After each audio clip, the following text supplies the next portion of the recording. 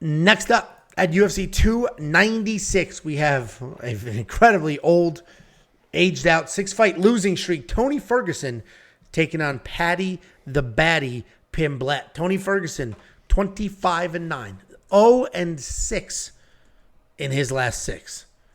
He's probably on the longest ever active UFC losing streak. I don't think anybody has been on a losing streak that long in the UFC before without getting their walking papers. He wasn't 6 in a row, that's for sure. I think it was 7 or 8.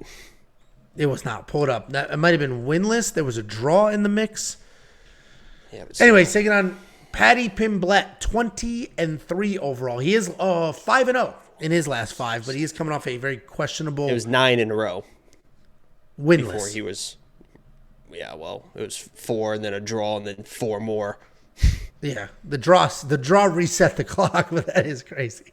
Anyway, Paddy Pimblett coming off that very, very questionable win over Jared Gordon. A lot of people think he lost that fight. Tony Ferguson, he's on a 6-fight losing skid. Has not looked good in really any of them. The last one went a little longer than some people thought. His last win was an eye poke injury win over Donald Cerrone in 2019.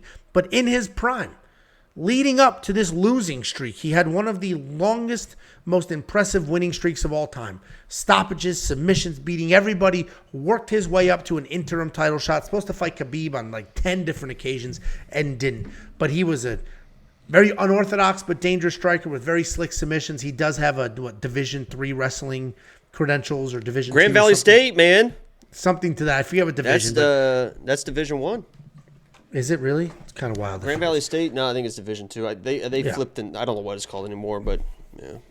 Well, he does have some actual wrestling credentials as well. Problem is, he's 40, beat up. He was always a kind of a cuckoo guy, which really has helped his intensity, his training. It's helped him do the things he needs to do inside of a cage. But as he gets older, it's not working that well for him. He's taking on Paddy the Baddy. The kid's a hot prospect.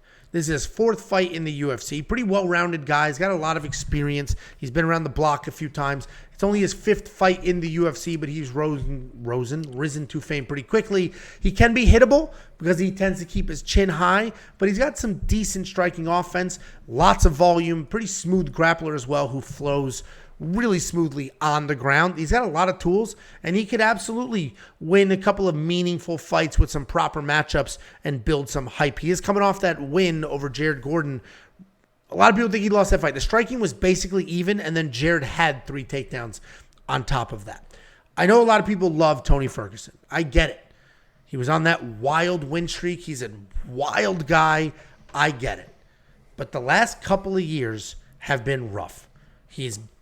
Justin Gaethje took something from that man's body that he will never get back. He has a DUI arrest this year, I believe. A restraining order from his wife. Like, he is spiraling. There's a lot of the restraining orders a few years ago. But there's a lot of stuff going on there. He's got David Goggins now as his coach. And David Goggins as his coach would make sense if he wasn't motivated, if he needed that. That has never been Tony's issue. He always shows up very intense, very ready to go, very motivated. I don't think he needed a cheerleader. He needs, I don't know what he needs if he's going to continue fighting, because he needs a fucking time machine. I mean, that's the problem. He's a little bit too old to be doing this. I think Paddy wins. Paddy is in the anti-40 parlay. We'll all be rooting for Tony to some degree, and MMA karma may come for Paddy because he shouldn't have won that last fight. But Tony Ferguson is not going to be that guy. Not this weekend. Paddy's going to be the pick. What do you think, Jakey boy? Yeah, I always bring it up when we break down the Tony fight. But I mean, the whole thing started with that fight versus Justin Gaethje, and it's so crazy how at the end of that second round, he lands that uppercut on Justin Gaethje. If there's 15, 20 more seconds in that fight, he wins that fight. And who the fuck knows the kind of career trajectory happens when he wins that fight, because then he doesn't take all that damage. He's still a guy. He continues his winning streak. I mean, that moment it's crazy how timing can work out that way, because then he got his brains beat in, and he really hasn't been the same since that fight where he almost fucking knocked out Justin Gaethje and won that fucking fight, which is crazy. This is what I'll say, and this is what it reminds me of last week. Last week, the big thing was Khalil sucks. Khalil's not a good fighter. He hasn't fought anyone. You've seen him struggle versus good competition. So let's bet Anthony Smith because we think Khalil Roundtree sucks. But Anthony Smith also sucks. And that wasn't our take, to be clear. You're just saying for the... I don't want people thinking that that's what we said. That's what other people I think it was very clear. That was the general consensus I don't think of a it lot was, of people. go ahead. No, I mean, I had Khalil. I bet Khalil. But there was a lot of people were just betting against Khalil just because they don't think he is a good fighter, and they were putting their money on a fighter very incorrectly, and that's not what we did, but they were betting Anthony Smith just because they think Khalil sucks, when Anthony Smith also sucks, and we saw what happened in that fight. Listen, I get it. If you think Paddy's not that dude, if you think eventually he's going to get fraud checked and this and that, and you want to bet against him because of that, don't do it here. I would not do it here because Tony Ferguson has not shown really anything. People are going to be like, oh, he dropped Robbie Green, then the eye poke and this and that. No. I mean, this is, I mean, Paddy should be able to win this fight. He's probably going to wrestle, grapple, get in some scrambles. He's probably going to control this fight. Listen, if you think that Paddy sucks, whatever. If you want to make a heart bet and you want to just root for Tony, I get it. I'll probably do that, right? If I'm sitting there on the couch watching, I'll throw some money on Tony. But if you're making actual bets and you're making parlays and this and that, Tony's not the guy to bet on at this point in his career. He's really not showing anything. If you want to fade Paddy later, I get it. I'm sure we're going to fade Paddy later because I don't think he's that dude. I don't think he's that good. Tony's not the spot. Don't just bet against people when the other guy is not good too. This could be another Dustin Jacoby type situation, but I am picking Paddy, and I think he, should roll. But, it is Tony. But,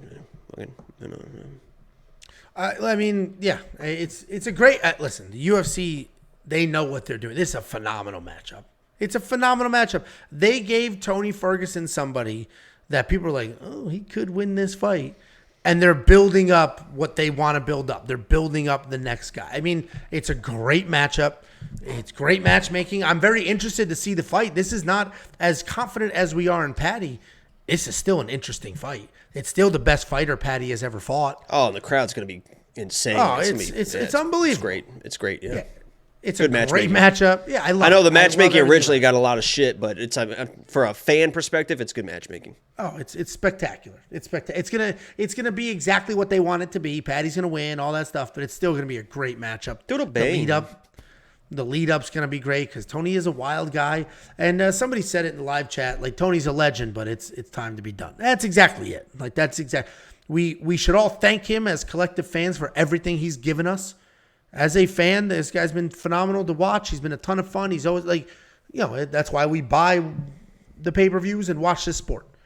Tony Ferguson has put in 4 lifetimes worth of entertainment for us. But it's time to be done. Paddy's going to be the pick. Paddy's in that anti-40 parlay. Paddy's probably worth that $9,400 in DraftKings. You want to check out everything we do. You want to unlock the tools, the insight. This isn't just some random Patreon with 5 bets and our fingers crossed, hoping we make it happen. There's 7 people giving you picks, bets, round line leans, confidence plays, and then on top of that, we have a DraftKings optimizer. We have Underdog. We have Prize Picks. We have other tools as well. WeWantPicks.com. It is only $10 a month.